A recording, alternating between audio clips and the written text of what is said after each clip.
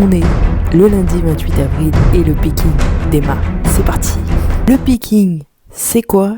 Alors, le picking, c'est tout simplement une augmentation du stress d'entraînement avec un seul mot, la progressivité. L'objectif du coup de cette semaine en même temps, donc pour rappel, la semaine d'introduction, on était ressenti post-effort 6, 7 avec environ 90% à 95% d'intensité d'entraînement. Ce qui nous fait environ 3 à 4 répétitions de réserve. Ce qui change, du coup, ça va être que cette semaine, nous sommes à RPE 7, 8, ressenti post-effort. Et du coup, nous passons à environ 2 reps à 3 reps de réserve avec cette fois-ci plus de 95% d'intensité. Ça va graduellement augmenter du coup jusqu'à une intensité maximale de 9 et 10 arrivé à la 3e semaine, mais ça on en reparlera dans les prochaines vidéos.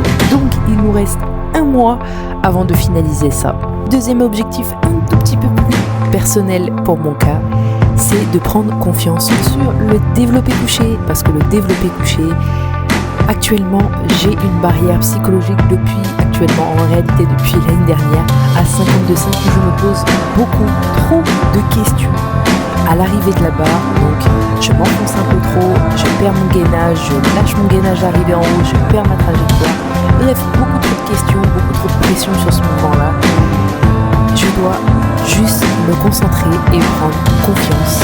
Et tu verras que la séance qui va arriver va être un peu plus différent au niveau des objectifs. Je t'en parlerai juste après. Mais en tout cas, voilà. Deuxième objectif personnel, prendre confiance sur le développé couché. Car oui, un total, c'est squat, bench, deadlift. Donc, le bench en fait partie.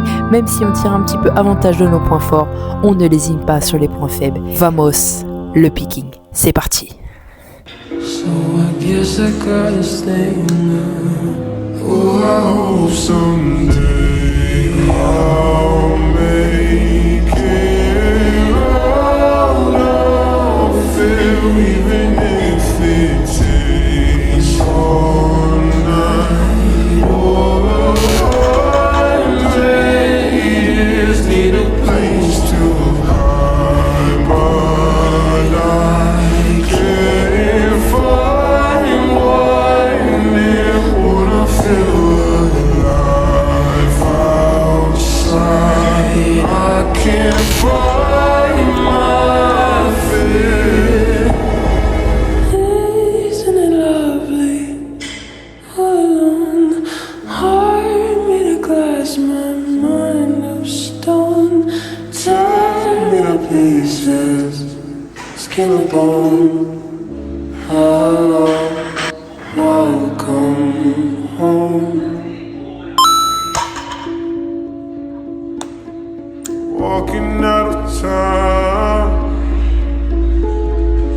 looking for a better place. Something's on my mind, always in my head space. But I know someday I'll make it out of here, even if it takes all night. Oh, 100 years need a place to hide, but I can't find one near when I feel alive outside. I can't find my fear. Isn't it lovely? All alone, heart made of glass, my mind of stone. Tear me to pieces, skin and bone. Hello, welcome home.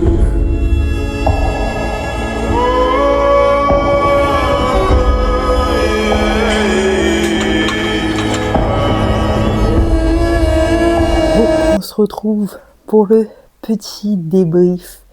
Et quelle séance de fou, mais vraiment une séance de fou. pour commencer le deadlift avec un PR à 110 kg qui nous a causé des problèmes et qui m'a fait perdre aussi un petit peu d'énergie. Je devais passer 110 kg, mais au moment où en fait je la lève, et bah comme vous le savez ou peut-être pas, quand vous êtes en sumo comme moi ou en sumo vraiment très écarté, généralement au soulevé de terre, c'est le décollage qui devient difficile. Donc une fois passé les genoux, il n'y a pas vraiment de souci au niveau du verrouillage si vous gardez une technique propre. Donc je vois qu'elle passe mes genoux, mais arrivé en fait au verrouillage des épaules, ma main s'ouvre. Alors là, je suis dégoûtée. Je réessaye tout de suite derrière. Je me dis qu'avec l'adrénaline, ça va me donner un petit coup de boost. Et là, je la verrouille, sauf qu'elle m'emmène complètement vers l'arrière. Je suis obligée de lâcher la barre.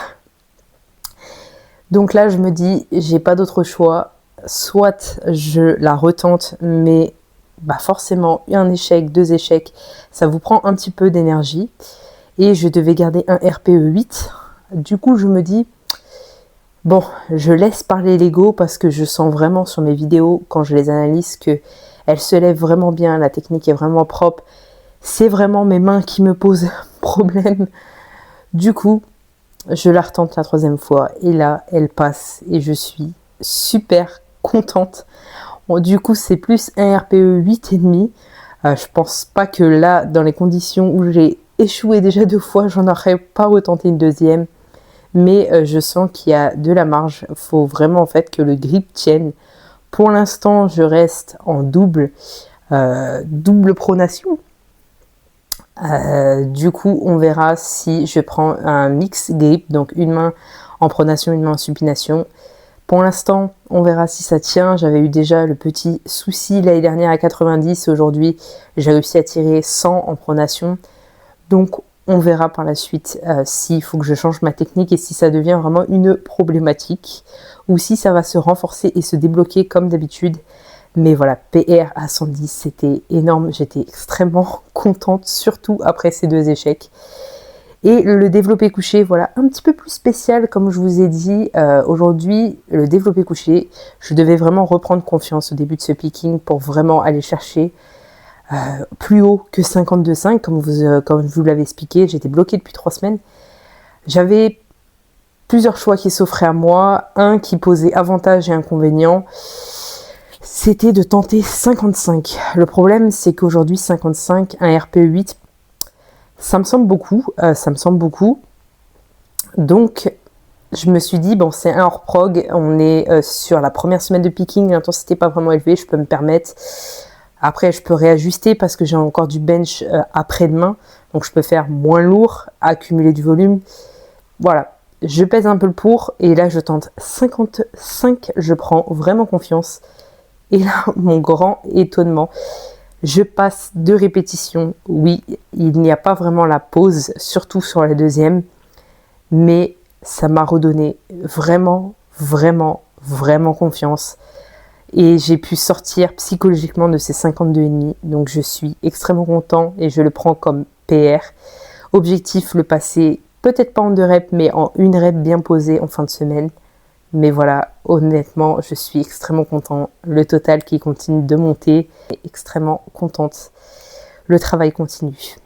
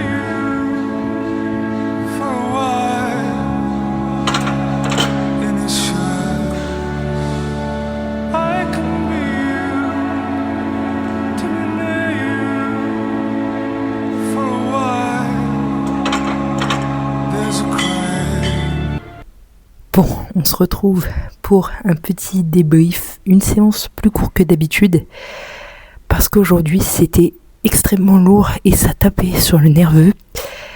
Aujourd'hui, du coup, on a mis 100 kilos, je l'ai pas trop bien senti, j'ai vu que j'ai bougé très légèrement ma technique. Du coup, je me suis dit, je la réessaye. Et elle est franchement bien passée, sauf que au milieu, je lâche mon gainage. Je ne sais pas pourquoi j'ai lâché mon gainage. Je tente la 90, objectif 5 reps avec de la marge. Et au niveau de la 4e, elle me paraît déjà lourde. Je tente la 5e et là, à nouveau, je me dis, ok, il y a une petite perte de force quelque part. Je vais sur mon bench, je tente 52,5, objectif 3 reps. En réalité, elle m'a paru extrêmement lourde et je n'ai pas pu faire 3 reps. Donc là, j'en déduis vraiment de la perte de force. Pourquoi ? Parce que je suis en syndrome prémenstruel. Et le problème, c'est que je ne peux pas le prédire et ajuster mes séances en fonction d'eux. Premièrement, parce que j'ai un cycle très très variable. Aujourd'hui, je peux avoir des syndromes prémenstruels très prononcés et l'autre mois m'entraîner totalement normalement en mettant de l'intensité. Donc voilà, on reviendra beaucoup plus fort.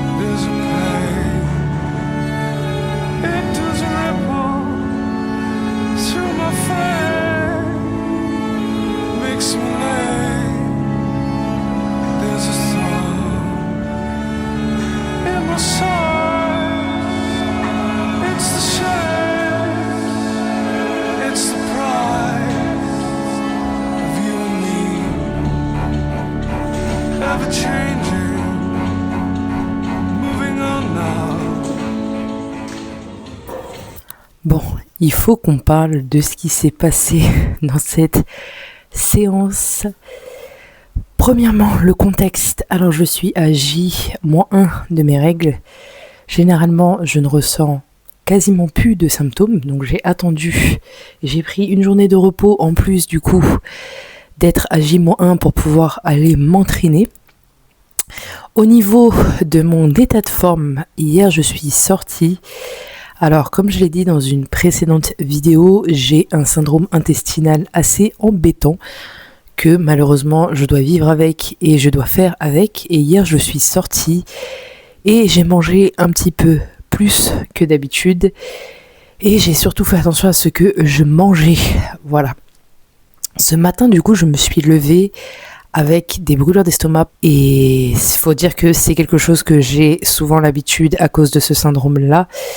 Et du coup, j'étais un petit peu dans une sensation de barbouillement, pas au point où vraiment vous êtes mal, etc. C'était très léger. Bon, je vais à la salle. Commençons du coup par l'analyse du squat. Alors le squat, il faut savoir que cette semaine, j'ai remarqué une petite chose sur mon squat, 90 kg.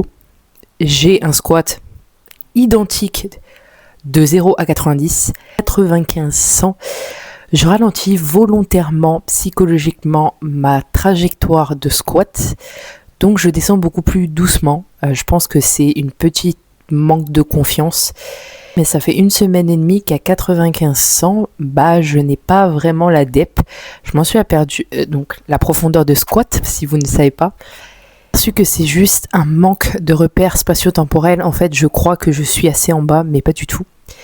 Donc, j'ai repris les vieilles habitudes. Je filmais mes échauffements de ma première barre de chauffe jusqu'à la dernière et en regardant si j'avais cette profondeur de squat.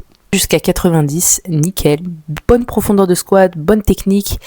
Du coup, je fais un jump généralement de 10 en 10. Donc, je fais 90, 100.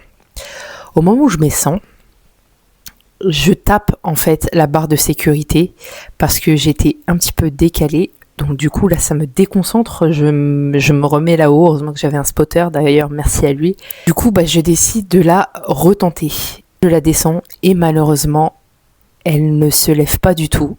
Premier plateau où j'arrive à mon fameux point où c'est là où je dois me battre le plus, je n'ai simplement pas la force pour la remonter. Donc je ne suis pas forcément déçue après cette barre, je me dis ok, parce que quoi qu'il arrive, aujourd'hui je ne suis pas dans l'objectif de faire des compétitions, je suis vraiment dans l'objectif de faire ça pour moi-même, même si pour moi aujourd'hui la 100 kg sera validée quoi qu'il arrive. J'ai la décision de reculer pour mieux avancer, c'est-à-dire que comme j'ai dit, je vais faire les choses intelligemment et je veux quand même avoir la bonne profondeur de squat. Donc voilà, il nous reste 2 semaines de picking, je ne sais pas honnêtement comment ça se passera. J'ai aucune idée aujourd'hui à l'heure actuelle, mais je décide de travailler à nouveau à 90, 95 peut-être, je ne sais pas si j'ai la profondeur, mais 90, 85 et de reculer en fait au lieu de mettre 95-100 pour essayer d'avoir un squat valide niveau profondeur de squat. Donc deuxième point d'introduction, le bench. Le bench, du coup, je me mets dans un état de fatigue vraiment où grosse fatigue, je sais pas si je vais continuer ma séance, je suis dans un entre-deux, je me mets sur mon bench, techniquement c'est kata, je décide quand même de passer la 55 en posée x1 comme j'avais dit, elle passe, avec une technique bancale, mais je suis extrêmement contente, voilà, je prends ce qu'il y avait dans cette séance malheureusement, j'ai pris ce que je pouvais et du coup elle passe quand même 55 en posée x une rep, je suis très content. Du coup, troisième point, la transition bench soulevé de terre qui est mon dernier mouvement. Je me relève de mon bench et là je sens par contre un mur de fatigue qui est encore 2 fois plus grand que ce que j'ai pu ressentir sur mon squat. Vraiment une fatigue, je ne sais pas d'où elle est venue, j'ai fait attention à bien manger, j'ai fait attention à bien dormir. Voilà, j'étais un petit peu dans un entre-deux au niveau forme, comme je vous l'avais dit, et je sais qu'aussi mon syndrome malheureusement joue un petit peu aussi sur mes performances, et du coup je me sens vraiment fatiguée, et surtout je transpire énormément. Mais quand je vous dis énormément, c'est que de base déjà je transpire beaucoup, parce que déjà je suis un petit peu lourde. Et là par contre j'ai une bouffée de chaleur qui ne redescend pas, mon corps est dans une température très élevée et j'attends en fait tout simplement parce que je suis en temps de repos et en transition entre les deux.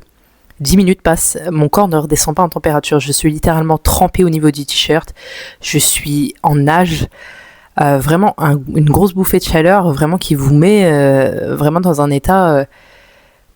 mais au niveau physiquement, voilà, mis à part cette bouffée de chaleur et un gros coup de fatigue, je me relève du banc où j'étais assis en fait pour faire mon soulevé de terre et ma première barre de chauffe du soulevé de terre. Et là, j'ai une sorte de faux vertige.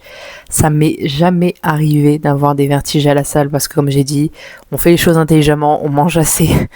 Voilà, j'ai aussi de la boisson pendant l'effort sucré, etc. C'est le genre de vertige où vous vous levez d'un seul coup, où vous avez un vertige et vous vous remettez droite d'un seul coup et ça vous réveille. En fait, c'était assez bizarre et assez désagréable. Je pense vers ma barre, je devais faire 4 reps en échauffement à 80 kg. Au bout des 2 reps, je décide d'arrêter parce que je sens en fait littéralement que si je continue à faire cet échauffement, je vais m'écrouler par terre.